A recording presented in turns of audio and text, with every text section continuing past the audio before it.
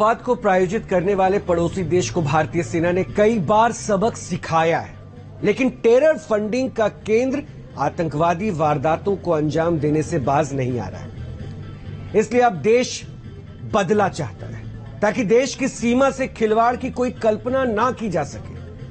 अब हम आपको एक और रिपोर्ट दिखाने जा रहे हैं जिसे आतंक के प्रायोजकों को भी देख लेना चाहिए। उन्हें पता चलना चाहिए, उनको इस बात की जानकारी होनी चाहिए कि वो घुसपैठ तो कर लेते हैं, लेकिन भारतीय योद्धा उन्हें कैसे जहन्नुम तक पहुंचाते हैं।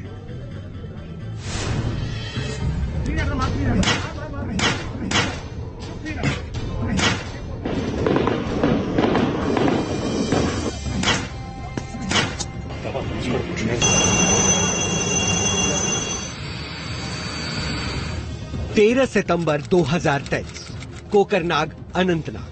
लोकल इंटेलिजेंस की एक गुप्त सूचना के बाद जम्मू कश्मीर पुलिस की यूनिट के साथ आर्मी ने गडूल गांव को घेर लिया।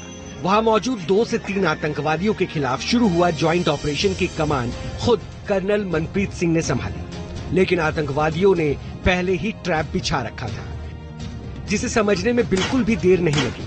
आतंकवादियों ने पेड़ के पीछे छिपकर गोलीबारी शुरू कर दी, जिसमें 3 leading officer colonel Manpreet Singh, major Ashish और डीएसपी हुमायूं भट्ट घायल हो गए। उन्हें इलाज के लिए अस्पताल ले जाया गया, जहां उन्हें बचाया नहीं जा सका।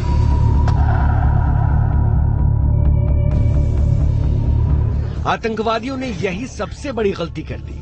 भारतीय सेना और जम्मू कश्मीर पुलिस को एक साथ चुनौती दे दी।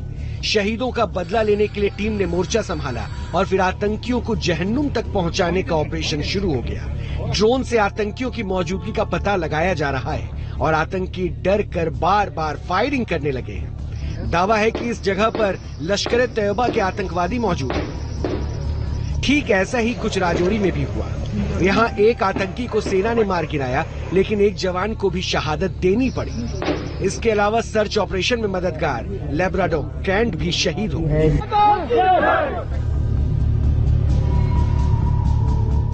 लेकिन सवाल ये है कि आखिर पाकिस्तान प्रायोजित आतंकवाद को फिर सिर उठाने का मौका मिला कैसे? खबर है कि पाकिस्तान को भारत के खिलाफ आतंकी गतिविधियां बढ़ाने के लिए उकसाने वाला चीन है।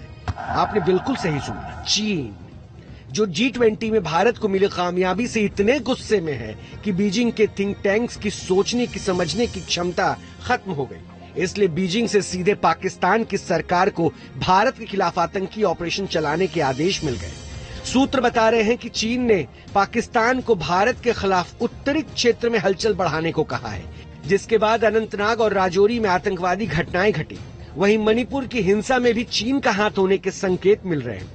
यानी पूर्वोत्तर और उत्तर पश्चिम क्षेत्र में भारत के खिलाफ हिंसक गतिविधियों के सहारे चीन ने बड़ी साजिश को अंजाम देने की तैयारी कर ली है। सिर्फ इतना ही नहीं, बीजिंग में जमीनी विस्तार के सपने देखे जा रहे हैं। सर, जिस तरीके से सीमा को लेकर लगातार इस तरह की बात कहने की, वहां पर चाइना ने हमारी जमीन पर कब्जा कर लिया है, आप किस तरीके से इसको देखते हैं सर?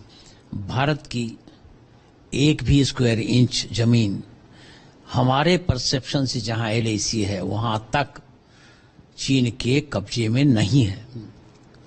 हमारी पूरी जमीन जो भारत की सीमा है और जो भारत की सीमा हम समझते हैं, उसके साथ पूरी जमीन भारत के सेना के अधिकार में है। ड्रैगन के तिल मिलाने का कारण भी यही है।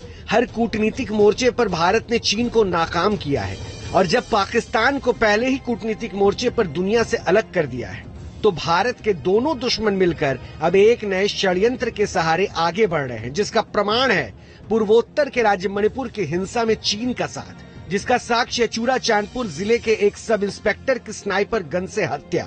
मणिपुर के हिंसक इतिहास में पहली बार स्नाइपर गन का इस्तेमाल हुआ। असाधारण स्नाइपर गन मणिपुर तक चीन के रास्ते ही पहुंच सकती है। मणिपुरी विद्रोही गुट के लिए स्नाइपर गन खरीद पाना आसान नहीं है। इसलिए आशंका है कि वारदात को अंजाम देने के लिए चीन ने ही हथियार सप्लाई की है। यानी मणिपुर की हिंसा में भी चीन का हाथ संभव है, और ऐसा संभव इसलिए है क्योंकि LAC पर चीन बुरी तरह से मार खा रहा है। भारत और चीन, LAC की बात कर लूं, भारतीय सेना कितनी तैयार है, कितना अगर कोई भी चीज होती है उसके लिए कितनी सक्षम है भारतीय सेना? कि आज के दिन भारत की सेना बहुत स्ट्रांग है, कैपेबल है और इससे 2 और आगे कदम होते हैं। वो उनका मोराल बहुत हाई है और वो बहुत ही कमिटेड और डिटरमिन्ड है। भारत से चीन की तलखी का एक और प्रमाण ये है, हाल ही में अपनी नाकामी की खींच बीजिंग ने अपने नक्शे पर निकाली थी, लेकिन भारत ने अपना पक्ष हर बार मजबूती से रखा और इसलिए इस बार भी चीन ही सरेंडर करने पर मजबूर है।